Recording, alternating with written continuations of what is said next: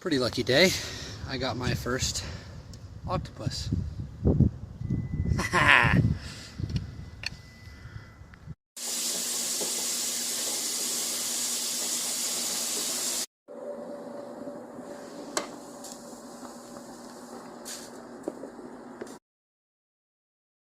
Hey everybody, here goes nothing.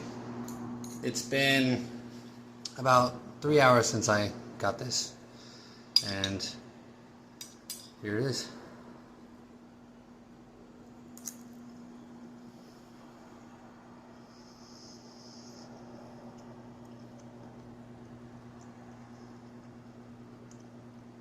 I could have tenderized it a little more, but very good. Got some lemon on there, some chili flakes, some shoyu. For those who don't know, shoyu is what they call soy sauce out here in Hawaii, and it's very good. We got some of the head meat now. That was a tentacle I just had. Some of the head meat there. A little more tenderized because it was a thinner piece. Very good.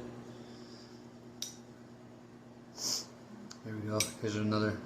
I guess technically they're not tentacles, they're arms, but delicious.